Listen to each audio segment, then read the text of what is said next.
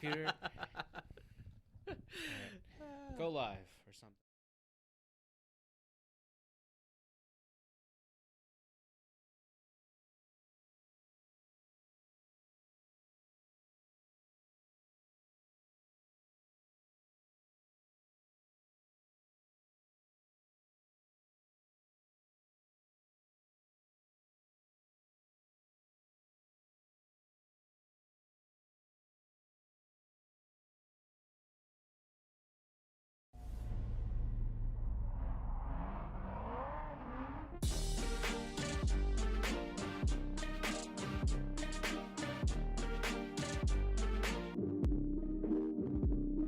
What's going on? I'm Scott from KONIG. This is Jared from KONIG. I should have tortured Jared by making him do the intro. But either way, nice to see you. Welcome to another episode of the Wheel Wednesday Behind the Wheel podcast. We do this whole thing every Wednesday, 3 p.m. Eastern, here on our YouTube channel. So, welcome. Nice to see you. What's up? What's up?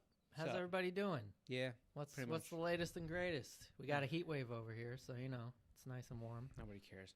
So let's start out by talking about a few things. First thing is, if you're coming from our live, which is over on Facebook and Instagram, that we do 2 p.m.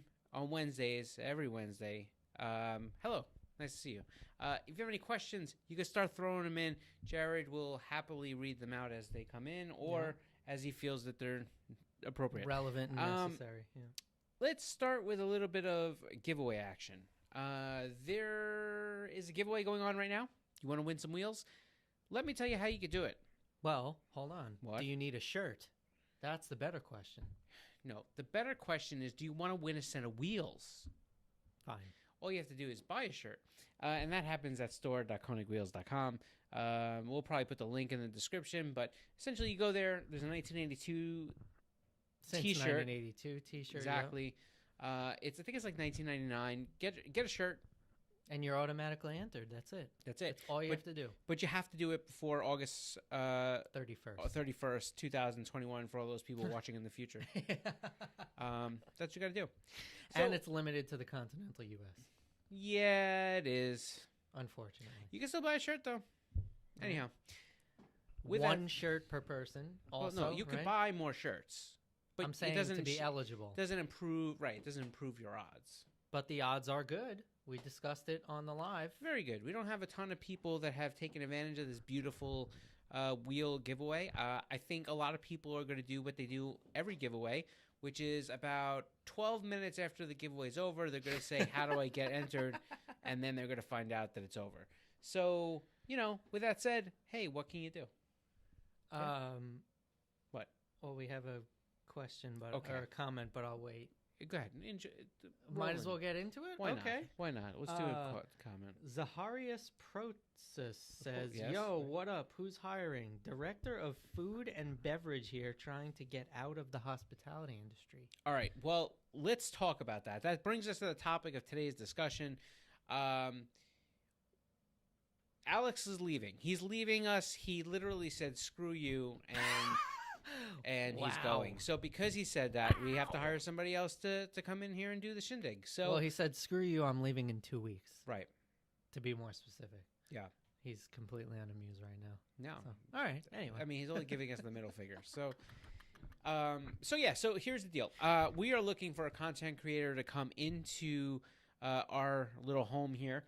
We're based out of New York. So yes, it does have to be somebody local. We've tried this before about having somebody to do remotely. It's too difficult. You miss too many things. The way we are structuring some of this stuff, it really does have to be in-house. Maybe after a while, somebody can come up with the thing to not have to be here necessarily to edit all the time. But for what we're doing, to get the flavor, you got to be here. Right. And just to loop Alex into this again, I mean, Yeah. he's the perfect example. I mean, Yep. he would come in 5 days a week, really, really churn stuff out legitimately. So Yeah. it helps to have a physical person in the office Yeah.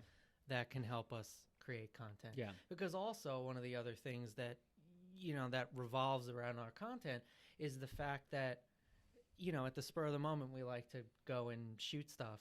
True. And Yeah. so to physically have someone in the office is, Fairly is super important. Yeah. So that's what we're looking for. It's pretty casual environment. I think for the most part we enjoy, obviously getting the work done, but having a good time. I'd let you ask Alex, but he's not on camera, and maybe He can shout into the microphone. no, just put him over there. He'd be like, y'all suck. But yeah, so that's the deal. But listen, we are hiring another position. We're hiring a director of food and beverage. So maybe, could you imagine? That would be amazing. So, but yeah, man. Listen. I mean, if you're in the New York City area, I don't know that this job is the job that's going to treat. There's a lot of realm and range to the food and hospitality industry. There are some people that will make six figers, and there are other in that industry, yeah. Right, and there My are other brother's people in that industry, so I get it. Shout out to Jared's brother. And there are other people that will make $15 an hour, just depending on where you're placed and what you do. So I don't know that this is a fit for you or not, but I will say that for anybody that's really looking to cut their teeth, for anybody that's really looking to be in automotive, get good capability of networking, because we deal with a lot of different companies and different things. A lot of companies. Yeah. The ability to, in a non-pandemic situation, which I think at some point in the next couple of years we should be out of it. We do go, it does include, some travel and going to some shows and getting to do some things that, a lot of people don't get the opportunity to do. I think the only sad part about it for me is that Alex never got that because he started COVID. You know what I mean? Oh, no, Well, he literally started COVID. No.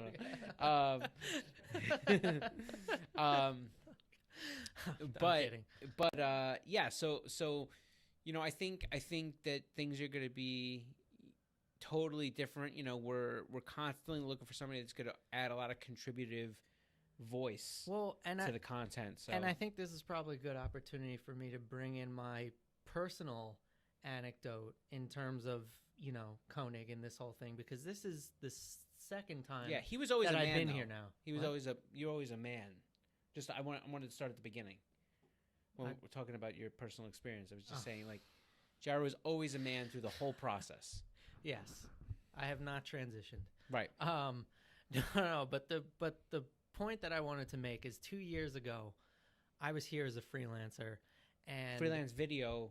Right, a freelance video content creator. Creator, yes, and the leaps and bounds in terms of the progression of the amount of content, the quality of content, etc., that has happened in the last 2 years is really truly remarkable. Yeah, for real. And I think that's a potential selling point.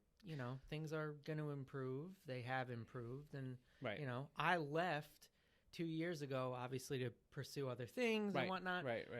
But I was really, honestly, wholeheartedly, I was skeptical. Like, he says in 2 years, maybe it's going to. Right. But things really have changed for the better, and I think it's only up from here. Yeah, it's interesting because I think, I've seen this company transform and transcend in so many different directions over the past, 15 years or so. Being here for so long, I was here before we did digital banner ads. I was here when there was only print advertisements. You know what I mean? So I've seen a tremendous amount of change just due to the fact that the way the world changed.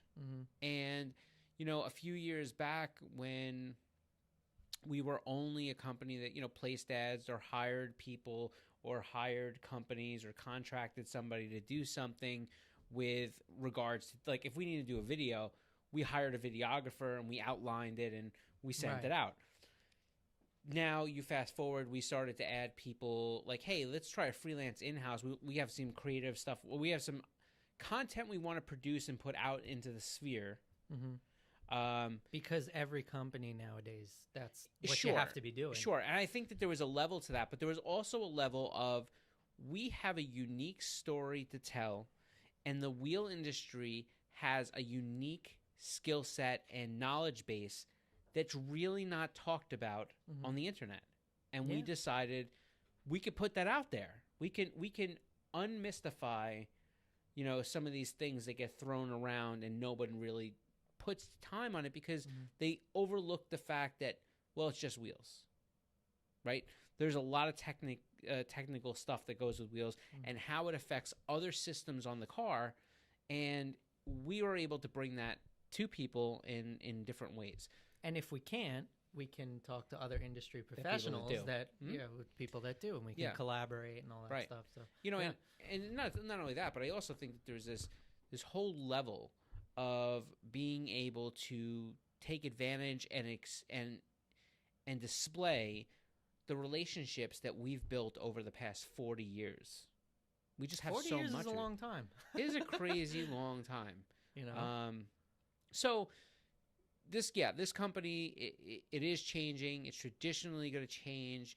I can say positively without even throwing anything out there, and anybody that comes to work for us, I believe would vouch for this.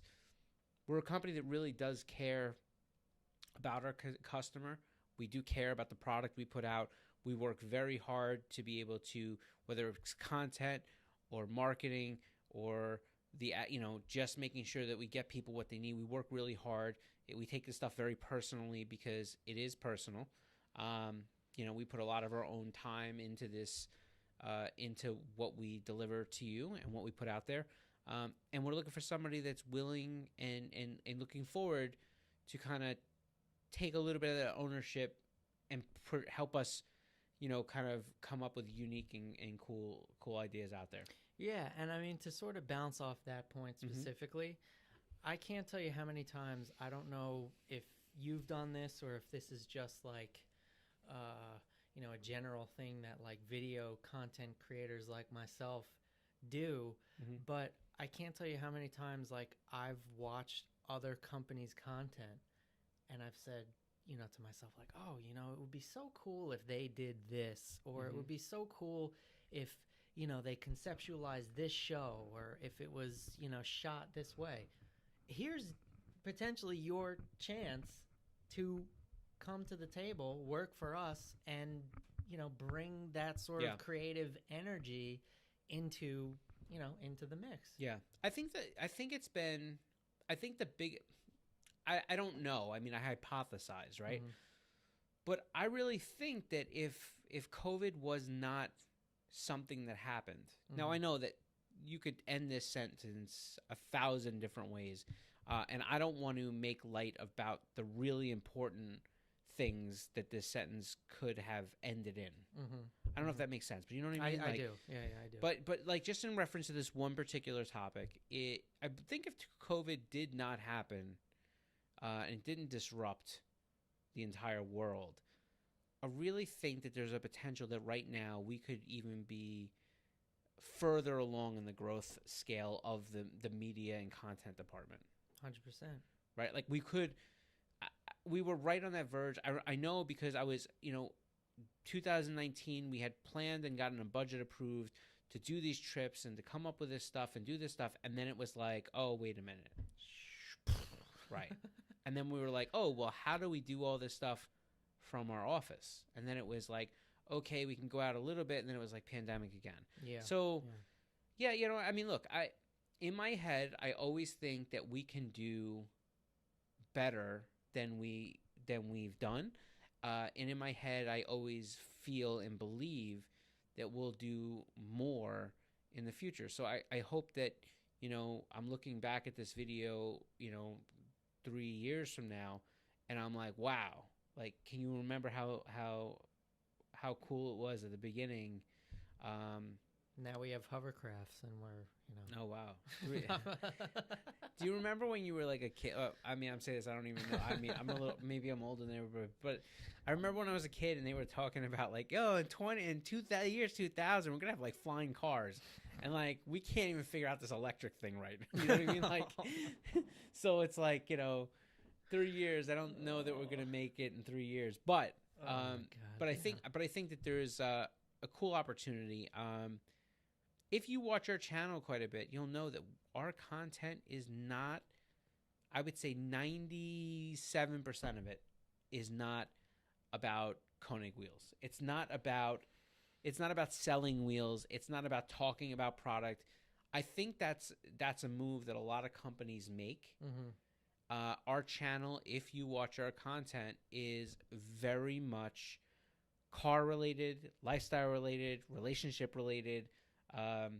And if it's going to be wheel related, it's going to be wheel tech that applies to any wheel that's on the market. It's general wheel knowledge, 100%. Yeah. 100%. I mean, we have enough, in terms of, like sponsorship programs and Yep. NASA and all the race programs and all that stuff that like it wouldn't make sense for us to advertise per se our wheels on the YouTube channel, Right. and in content, but right.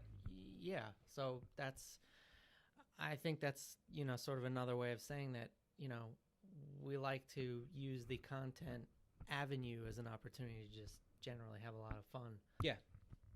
No, that's completely fair. So before we wrap up this podcast, because it's not, I mean, that's what this podcast was about, right?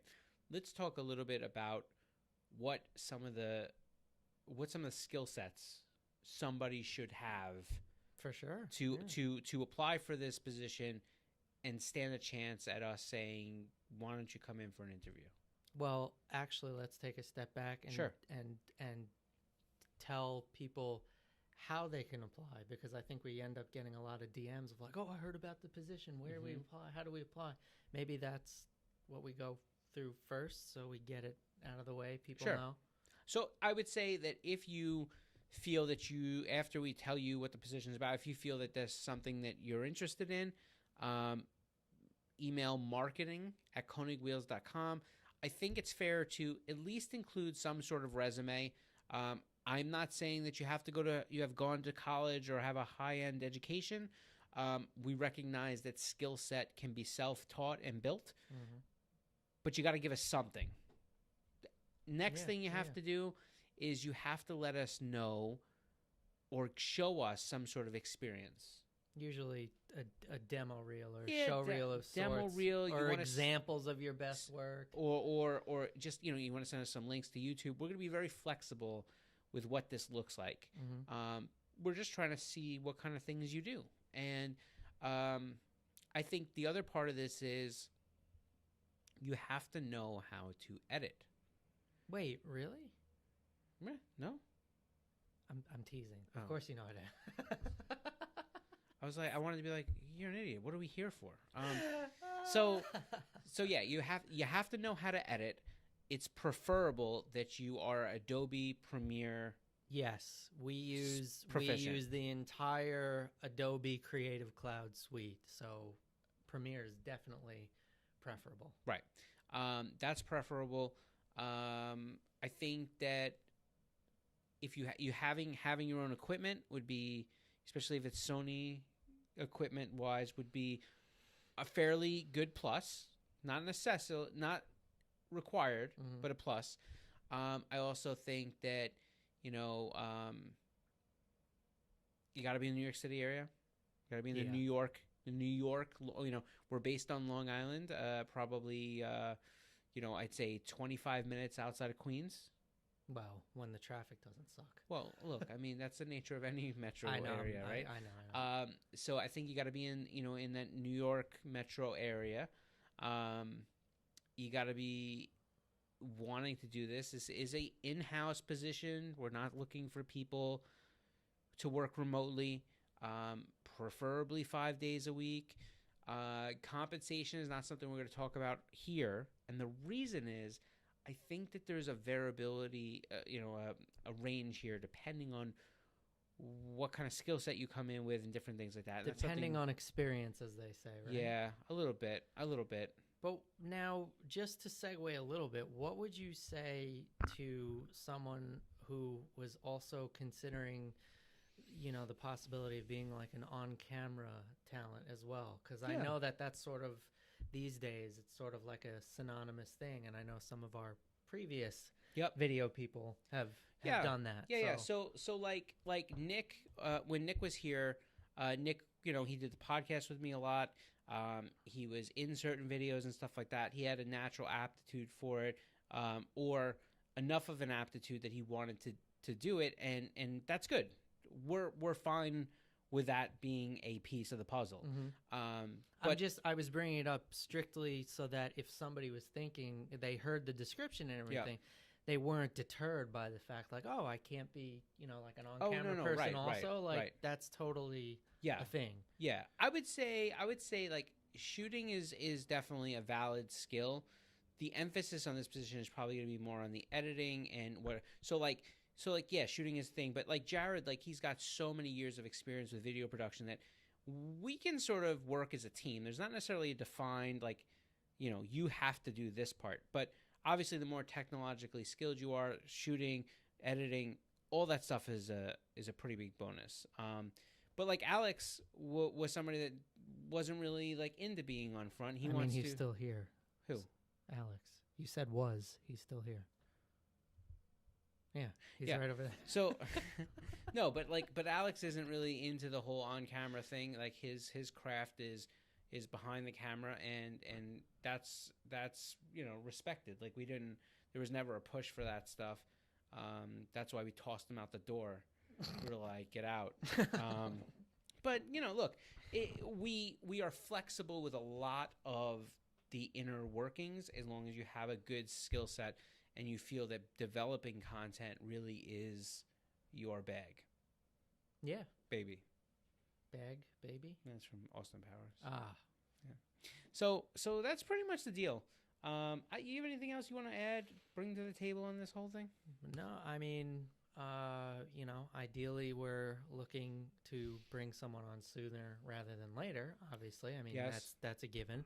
Sooner, not later. But also maybe to cover the topic of relocation. That is not on the table either. Yeah, so, or is it? All right, so because I know that's going to be something that comes up a lot. We're not looking to pay for relocation.